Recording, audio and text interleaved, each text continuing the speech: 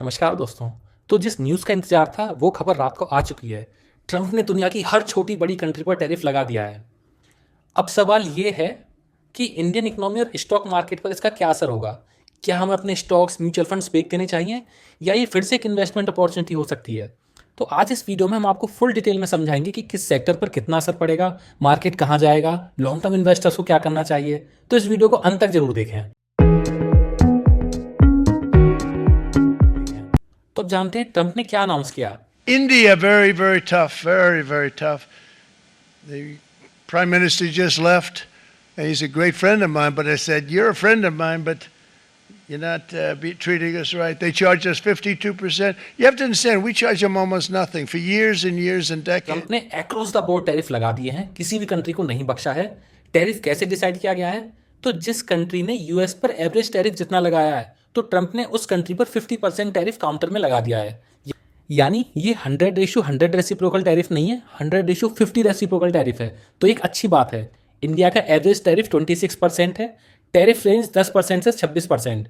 China पर सबसे ज़्यादा 54%, पहले 20% था, अब 34% एक्स्ट्रा और लगा दिया गया है।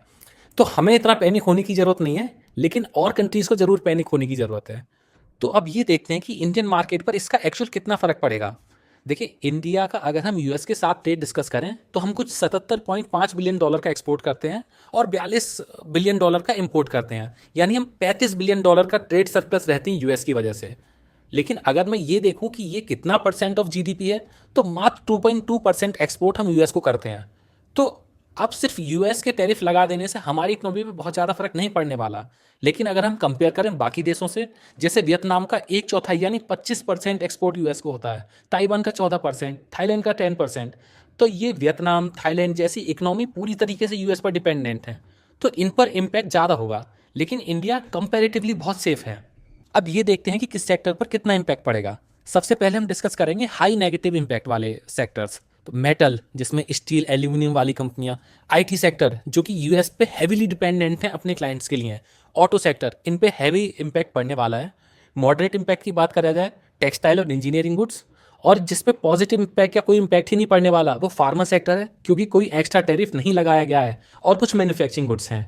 देखिए, फार्मा सेक्टर फिलहाल सबसे सेफ जोन में नजर आ रहा है, क्योंकि इस पर टैरिफ लगाने की छोड़िए, बिल्कुल एग्जेम्प्टेड किया गया है इसको। अब सबसे बड़ा सवाल, क्या स्टॉक मार्केट गिरेगा या उठेगा? जब भी कोई अनसर्टेन इवेंट होता है तो मार्केट पहले घबरा जाता है, लेकिन इस बार मार्केट ने पैनिक करने की बजाय खुद को एडजस्ट करना शुरू कर दिया। जब 3 अप्रैल को निफ्टी ओपन हुई तो काफी नेगेटिव थी, लेकिन धीरे धीरे रिकवरी की तरफ चली गई। सोचिए, अगर ये टैरिफ इतने ही खतरनाक होते तो निफ्टी अब तक कोलैप्स कर चुका होता। इसका मतलब ये है कि शॉर्ट टर्म हिकअप्स हैं, लॉन्ग टर्म में डरने की कोई जरूरत नहीं है। अब इन्वेस्टर्स को क्या करना चाहिए? सबसे अच्छी बात यह है कि अनसर्टेनिटी क्लियर हो चुकी है। अगला सबसे बड़ा ट्रिगर है Q4 के रिजल्ट्स, जो कि 15 अप्रैल से शुरू होने वाले हैं। अगर कंपनियों के प्रॉफिट्स और सेल अच्छे होते हैं तो टैरिफ का पूरा ही डर न्यूट्रलाइज हो जाएगा। इंडियन स्टॉक के फ्यूचर की बात की जाए तो आईएमएफ की रिपोर्ट के अनुसार इंडिया 2028 तक दुनिया की तीसरी सबसे बड़ी इकोनॉमी बन जाएगा और 2026 तक तो ये जापान को भी पीछे छोड़ देगा। तो जब देश की इकोनॉमी इतनी तेजी से ग्रो कर रही है तो मार्केट को भी तो ऊपर जाना पड़ेगा, आज ना कल ये चीज होनी ही है। अब जानते हैं ग्लोबल मार्केट और कमोडिटीज के बारे में। सिर्फ इंडिया ही नहीं, यूरोप, एशिया, सारे ही मार्केट में गिरावट देखने को मिल रही है। लेकिन एक्सपर्ट्स का माना जाए तो 2-3 दिन में मार्केट स्टेबलाइज हो जाएगा।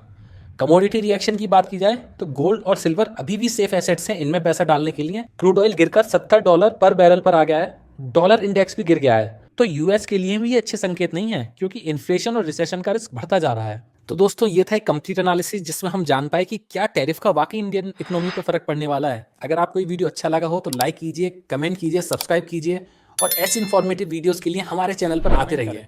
अगर आप अपने म्यूचुअल फंड्स इन्वेस्टमेंट को एक्सपर्ट से मैनेज कराना चाहते हैं तो डिस्क्रिप्शन में दी हुई लिंक पर अपनी डिटेल्स डाल दें, हमारी टीम आपको कॉन्टैक्ट करेगी। इसी के साथ मैं सचिन सेन आपसे विदा लेता हूँ। मिलता हूँ अगली वीडियो में, तब तक के लिए हैप्पी इन्वेस्टिंग।